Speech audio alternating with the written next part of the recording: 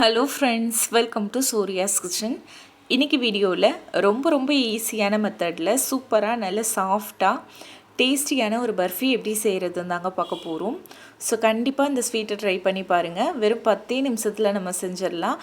ரொம்ப ஈஸியாகவும் இருக்கும். இப்போ இந்த ஸ்வீட் செய்கிறதுக்கு எந்த பாத்திரத்தில் செய்ய போகிறீங்களோ அந்த பாத்திரத்தை எடுத்துக்கோங்க. பேனோ இல்லை கடாயோ எடுத்துக்கோங்க. இதில் இந்த ஒரு கப்புக்கு பாதி கப்பு நெய்யும் பாதி கப்பு எண்ணெயும் நான் சேர்க்குறேன். நீங்கள் மொத்தமாக ஒரு கப் அளவுக்கு நெய் சேர்க்குறதுனாலும் சேர்த்துக்கலாம். இப்போ இது கூட ஒரு கப் அளவுக்கு கடலை மாவு சேர்த்துக்கலாம். இப்போ இது கூடவே ஒரு கப் அளவுக்கு ரவை சேர்த்துக்கலாம். எல்லாமே ஒரே கப்பில் அளந்து சேர்த்துக்கோங்க. ரவை வறுக்காதது தான். இப்போ இது கூட ஒரு கப் அளவுக்கு தேங்காய் துருவல் சேர்த்துக்கலாம். கூடவே ஒரு கப் அளவுக்கு காய்ச்சி ஆற வச்ச பால் சேர்த்துக்கோங்க. நல்ல திக்கான பாலாக சேர்த்துக்கோங்க. இப்போ இது கூட 3 கப் அளவுக்கு சர்க்கரை சேர்த்துக்கலாம். 3 கப் சர்க்கரை கரெக்டாக இருக்கும் இனிப்பு. கொஞ்சம் அளவாக வேணும் அப்படின்னா ஒரு 2.5 கப் அளவுக்கு சர்க்கரை நீங்கள் சேர்த்துக்கலாம். இப்போ இதை நல்லா கலந்து விட்டுக்கலாம். இந்த மாதிரி இதை நல்லா கலந்து விட்டுட்டு இப்போ இதை எடுத்து நம்ம அடுப்பில் வச்சிடலாம். அடுப்பில் வச்சுட்டு நல்லா கைவிடாமல் கலந்துக்கோங்க.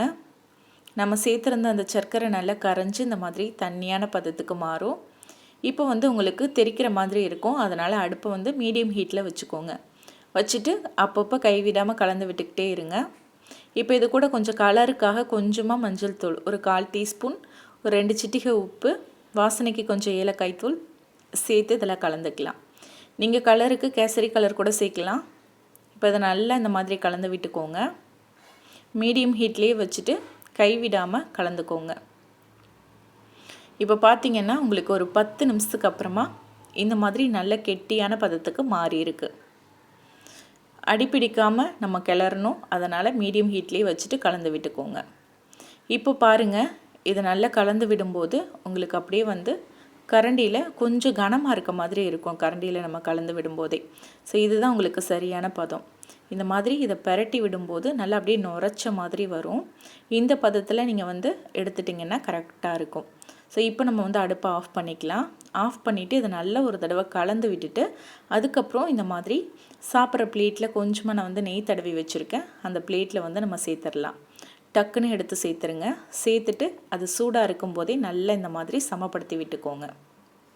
இது சீக்கிரமாக ஆறிடும். அதனால் கரண்டியில் டக்குன்னு இந்த மாதிரி மேலே சமப்படுத்திக்கோங்க. அப்போ தான் மேலே நல்லா ஈவனாக இருக்கும். இப்போ நம்ம இதுக்கு மேலே கொஞ்சமாக பொடியாக கட் பண்ண பாதாம் சேர்த்துக்கலாம். இருந்தால் சேர்த்துக்கோங்க, இல்லைன்னா ஸ்கிப் பண்ணிக்கோங்க. அந்த சூட்லேயே நம்ம நல்லா அழுத்தி விட்டுறலாம். இப்போ இது சூடு ஆறுறதுக்கு முன்னாடியே நம்ம கத்தி வச்சு கட் பண்ணிக்கலாம். அப்போ தான் நம்ம ஆறுனதுக்கப்புறம் எடுக்கும்போது ஈஸியாக இருக்கும். உங்களுக்கு எந்த அளவில் பர்ஃபி வேணுமோ அதுக்கு தகுந்த மாதிரி நீங்கள் கட் பண்ணிக்கோங்க. இப்போ அது நல்லா ஆறி வரட்டும். இப்போ பாருங்கள், நல்லா ஆறி வந்துருச்சு. இப்போ ஒரு பீஸை நீங்கள் ஓரத்தில் இந்த மாதிரி கத்தி வச்சு நெம்பி எடுத்துட்டிங்கன்னா அடுத்தடுத்த பீஸை நீங்கள் ஈஸியாக எடுக்க வரும். பாருங்கள், அவ்வளோதான். சூப்பராக நல்ல சாஃப்டாக டேஸ்டியான ஒரு பர்ஃபி ரெடி ஆயிடுச்சு. இதை நீங்கள் ஒரு 15-20 நாள் வரைக்கும் ஸ்டோர் பண்ணி வச்சுக்கலாம். ஸோ கண்டிப்பாக ட்ரை பண்ணி பாருங்கள். ட்ரை பண்ணிவிட்டு எப்படி வந்ததுன்னு மறக்காமல் கமெண்ட்டில் சொல்லுங்கள். இந்த ரெசிபி உங்களுக்கு பிடிச்சிருந்தா லைக் பண்ணி, ஷேர் பண்ணி, சப்ஸ்கிரைப் பண்ணிக்கோங்க. தேங்க்யூ.